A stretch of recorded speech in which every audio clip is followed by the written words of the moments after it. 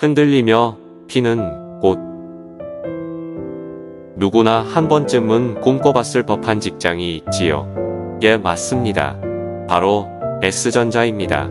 나는 지난 몇 년간 치밀하게 준비를 해온 덕분에 20대 후반의 어린 나이에 이 대단한 회사에 입사할 수 있었습니다. 입사 후 처음 4달 동안은 정신없이 바빴습니다. 업무도 적응해야 했고 원만한 직장 생활을 위해서 동료들과도 친해져야 했습니다. 어느 정도 자리를 잡고 나서부터는 여유가 생기기 시작했고 직장 동료들과 회식 자리도 자주 가지곤 했습니다. 그중 같은 자재과에 근무하면서 나이도 동갑인 철룡이라는 사람과 유독 친해져 매일같이 붙어 다녔습니다. 회사 내의 젊은 여직원들이 노골적으로 나한테 데이트 신청을 했지만 나는 어린 여자들한테는 별 관심이 없었습니다. 그런 여자애들은 오로지 먹고 노는 데에만 관심이 있었고 성적으로도 너무 문란했기 때문입니다. 작년에 친구 소개로 만난 24살 아가씨는 지금도 잊혀지지가 않는군요. 그녀는 나랑 같이 저녁을 먹는 날이면 그날은 반드시 잠자리를 가져야 했습니다. 문제는 그녀가 매일 나를 찾아와 같이 저녁을 먹는다는 것이죠. 그녀는 깔깔대며 웃다가도 진짜 별거 아닌 일로 갑자기 화를 내는 등 감정 기복이 너무 심했고 한번 잠자리를 시작하면 최소 3번은 해야 직성이 풀리는 여자였습니다. 남들 보기엔 부러울 수도 있겠지만 그것도 하루 이틀이지 너무 자주 하다 보면 몸도 상하고 무엇보다 피곤해서 아무것도 할 수 없었습니다. 여자를 너무 밝히면 반명한다는 말이 괜히 있는 게 아닌 듯 싶었습니다. 그 후에 소개팅으로 만난 26살짜리 아가씨는 더욱 가관이었습니다. 그녀는 예쁘장한 얼굴에 매우 개방적인 성격이었는데 무척 쾌활했고 매일같이 술을 먹는 극단적인 애주가였습니다. 그 술고래 여자애랑은 호기심에 한번 잤다가 바이러스성 성병에 걸려 병원 치료까지 받아야 했습니다. 내가 보기에 만나는 남자가 한둘이 아닌 듯 했습니다. 나 말고도 최소 3명은 더 있어 보였습니다. 그녀가 만나고 있는 남자들 모두 성병 치료받으러 병원에 가야 할 겁니다. 요즘 젊은 여자들 너무 막 사는 것 같아 한심해 보이기까지 했습니다.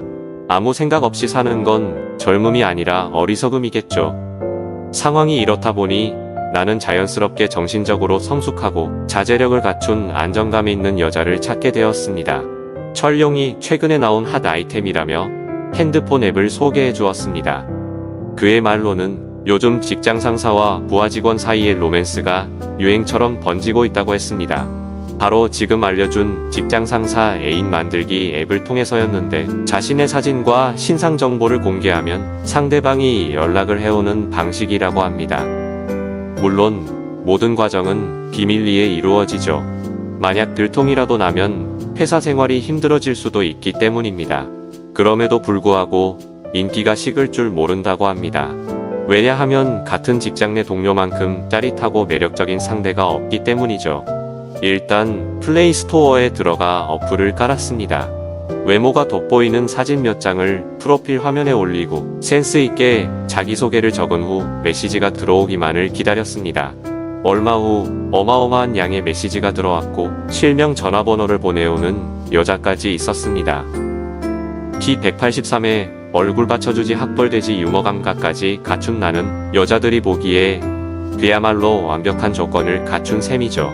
다만 우려스러운 부분도 있었습니다. 자칫 사내연애라는 꼬리표가 붙어 커리어에 악영향을 미칠 수도 있기 때문이지요. 그래도 뭐 어떤가요? 어차피 사랑 앞에선 국경도 나이도 장애물이 될 수 없는 거니까요. 수없이 많은 데이트 신청 메시지 중에서 30대 중반까지의 연령대로 끊어놓고 보니 그래도 200여 명은 되었습니다. 남자를 찾아 헤매는 노처녀가 이렇게 많은 줄은 몰랐습니다. 이번엔 아예 40대로 연령을 높여보니 딱 3명이 남았습니다. 그중 왠지 끌리는 한 명을 철룡이 한테 보이며 말했습니다. 철룡, 이 여자분 어때? 섹시하고 원숭미가 확 느껴지지 않냐? 화면을 본 철룡의 눈이 갑자기 동그랗게 커졌습니다. 야야, 꿈도 꾸지 마. 그 여자 기획실 임서령 정무야. 너 아직 그 여자 소문 못 들었니? 철룡의 말에 의하면 그 여자는 회사에서도 아주 유명한 차도녀였습니다. 업무 실적은 끝내줘서 41살의 젊은 나이에 전무가 되었지만 성질이 하도 더럽고 싸가지가 없어서 옆에 얼씬거리는 사람이 없다고 했습니다. 나는 착한 여자는 너무 밋밋해서 싫었고 성격 있는 여자가 더 매력적으로 다가왔습니다. 철룡의 만류에도 불구하고 곧바로 임서령 씨에게 커플 신청을 걸어 놓았습니다. 일하느랴 바빠 그녀에게 커플 신청해 놓은 것을 깜빡 잊고 3일이 지나갔습니다. 화장실에 가서 소변을 누다가 문득 앱 생각이 났습니다. 오줌이 누렇게 나오는 걸 보고 있자니 어제 또 과음했던 기억이 떠올랐습니다. 부시시한 얼굴로 하품을 하면서 앱을 열었습니다. 혹시나 하는 기대감과 걱정이 교차하면서 가슴이 두근거렸습니다. 다행히도 임전무한테서 답장이 와 있었습니다. 날짜를 보니 내가 그녀에게 커플 신청한 그날 수락을 했고 곧바로 첫 인사 메시지를 나한테 보냈더라고요. 다른 사람들에겐 내가 임전무와 만난다는 사실을 절대 비밀에 붙이기로 철룡에게 단단히 다짐을 받았습니다. 홀가분한 마음으로 정장을 깔끔하게 잘 차려입고 그녀를 만나러 약속 장소인 커피숍으로 향했습니다. 그녀는 사진보다 실물이 훨씬 더 나았습니다. 얘기를 나누다 보니 철룡의 말과는 반대로 부드럽고 친절해서 나는 어느새 그녀의 분위기에 기분 좋게 녹아버렸습니다. 지금까지 만나봤던 철부지 애송이가 아니라 품위와 고상함을 갖춘 아주 멋진 여자였고 연륜에서 묻어나오는 안정감이 옆에 있는 나로 하여금 편안함을 불러일으키기에 충분했습니다. 회사에서 전무라는 위치에 서 있기 때문에 어쩔 수 없이 독하고 모진 모습을 보였을 수도 있었겠지만 사석에서의 그녀는 내가 본 사람 중 최고로 친절하고 상냥한 여자였습니다. 딱 내가 찾던 여자였죠. 그녀도 내가 마음에 들었는지 만족한 표정을 지으며 같이 있는 내내 나에게 친절하게 대해주었습니다. 우리는 커피숍을 나와 값비싼 횟집에 들어가서 반주를 곁들인 신선한 회를 저녁으로 먹었습니다. 그녀가 고급 횟집을 예약해놓고 최고의 메뉴로만 미리 주문을 넣었기 때문에 끊기지 않고 코스별로 다양하게 즐길 수 있었습니다. 그녀는 내 앞에 테이블 위에 물도 따라주고 티슈도 놓아주며 꼼꼼하게 날 챙겨주었습니다. 술도 넘치지 않게 조심히 따라주었고 값비싼 회가 나오면 내 접시에 먼저 놓아주기도 했습니다. 분위기는 무르익었고 늦은 밤이 되어서야 우리는 헤어졌습니다. 다음 만남을 기약하며 아쉬움을 달래야만 했지만 오늘은 그녀를 알게 되었다는 것 하나만으로도 충분히 행복한 날이었습니다. 다음 날부터 그녀 생각에 가슴이 두근거려서 좀처럼 일이 손에 잡히지 않았습니다. 자재과에 근무하고 있는 나는 주문량을 턱없이 잘못 넣는 바람에 협력업체에 양해를 구해 취소 후 다시 재주문을 넣기도 했습니다. 철룡은 걱정스런 표정으로 내게 무슨 일 있냐며 묻기도 했지만 나는 그냥 피곤하다는 말밖에는 할 말이 없었습니다. 직장 내에서 가장 친한 철룡에게조차 소중한 그녀에 대해선 비밀로 하고 싶었기 때문입니다. 점심시간이 되자 철룡이 내 옆에 딱 달라붙어서 임전무와의 만남에 대해 집요하게 캐물었습니다.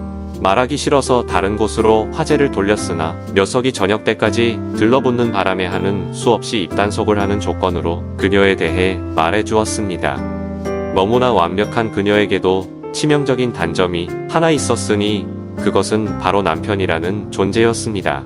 결혼 생활 17년 차에 접어든 그녀는 아직 애가 없습니다.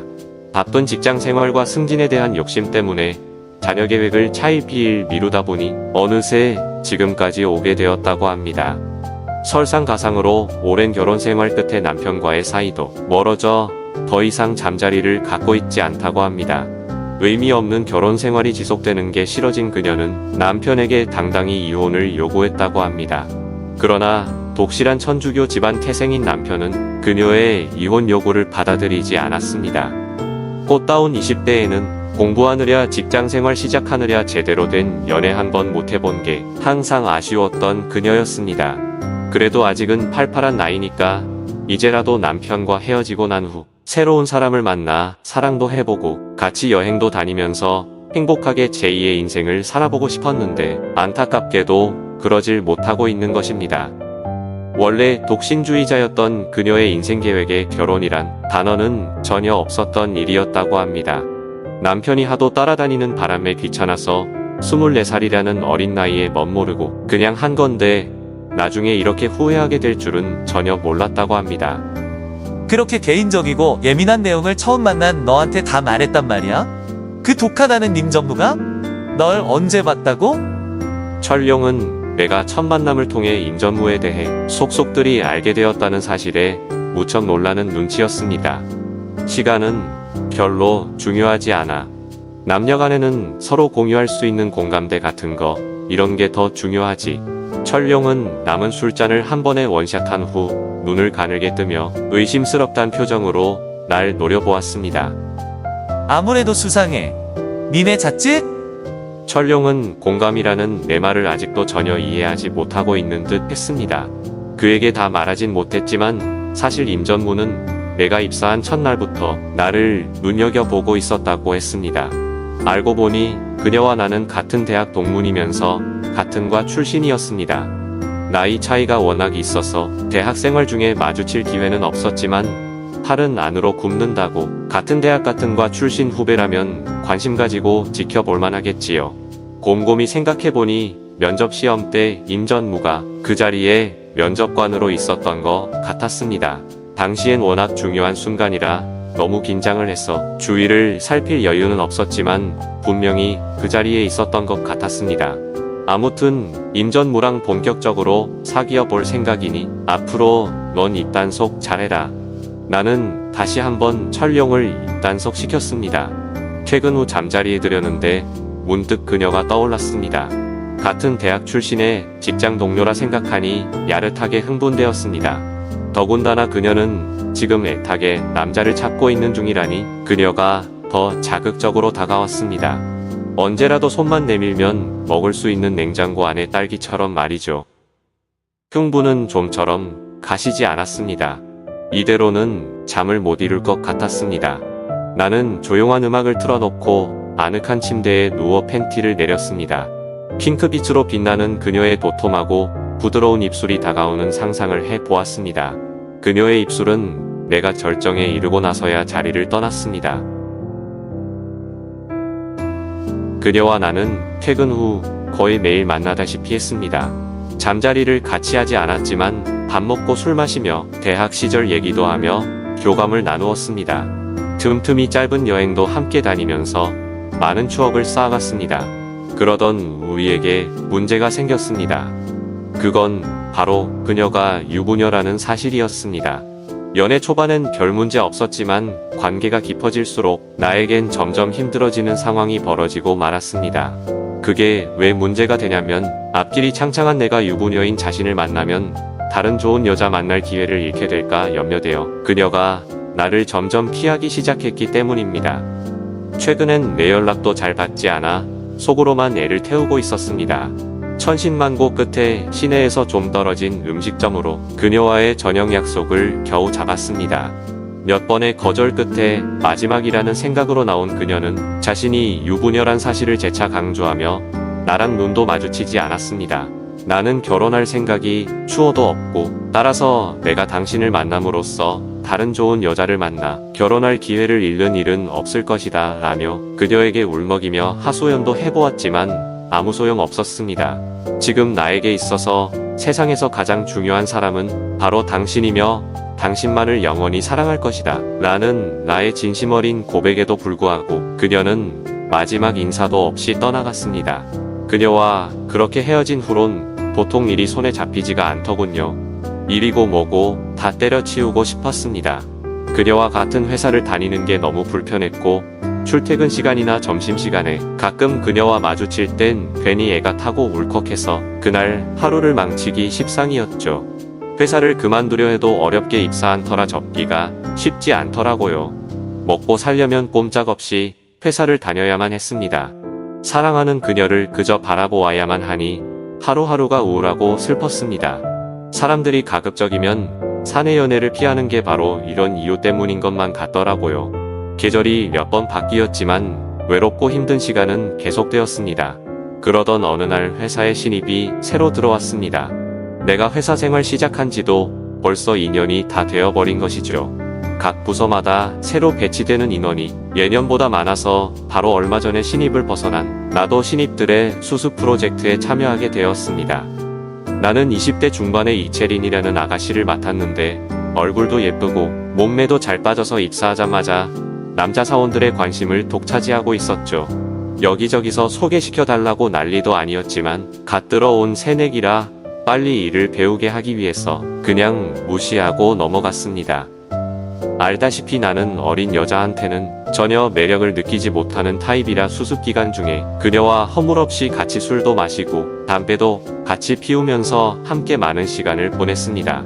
임전무를 잊기 위해 일부러 더 신입과 가깝게 지냈습니다. 혼자 사는 그녀의 원룸에 가서 같이 밥도 해먹고 용평으로 스키 스케줄을 잡아서 1박 2일 동안 놀다 오기도 했지요. 어쩌면 채린을 보면 마치 젊은 시절의 임전무를 보는 것 같아 호기심 반 기대 반으로 그녀를 대했던 것 같아요. 실제로도 외모나 분위기가 많이 닮아 있었으니까요. 채린이 1년여의 수습기간을 무사히 마치고 정식 사원이 되었을 때는 그녀의 뱃속에서 나의 아기가 자라고 있었습니다. 내가 아무리 어린 여자한테 관심이 없다 손치더라도 젊고 싱싱한 데다가 몸매 좋고 얼굴까지 예쁜 여자를 그냥 놔둘 리가 있겠습니까? 오랜 동안 같이 붙어 있다 보니 어쩔 수 없이 그녀에게 끌리고 그러다 보니 사랑하게 된 것이지요. 무엇보다 그녀는 요즘 젊은 애들과는 다르게 성실하고 생각이 무척 깊었습니다. 솔직히 말하면 스키 타러 용평에 갔던 날 생각지도 않던 겨울비가 오는 바람에 밖에 나가 보지도 못하고 호텔에 들어앉아 채린과 낮술을 홀짝였습니다. 밤이 되자 만취해서 제정신이 아닌 상태로 채린을 임전무로 착각해서 즉흥적으로 관계를 가졌어요. 그때까지도 임전무를 잊지 못하고 속으로만 애를 태우고 있다가 술이 취하자 마침내 폭발했던 거죠. 나는 핑크색 테이블 위에 놓인 술병들과 안주를 양손으로 한꺼번에 와장창 쓸어버렸습니다. 채린을 알몸으로 벗겨 낸 후 테이블 위에 거칠게 내려놓았습니다. 창밖엔 요란한 겨울비가 쏟아지며 창문을 툭툭 두드려대고 있었죠.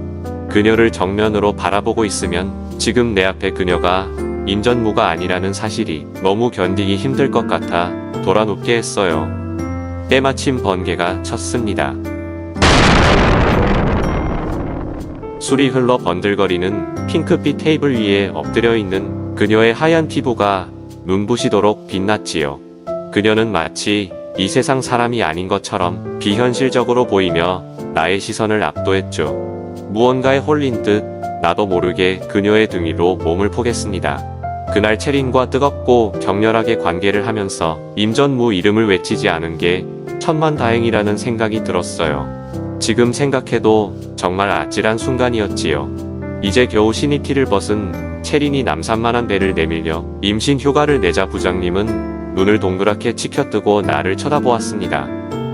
한 달 후 채린은 만삭의 몸으로 나와 결혼식을 올렸습니다.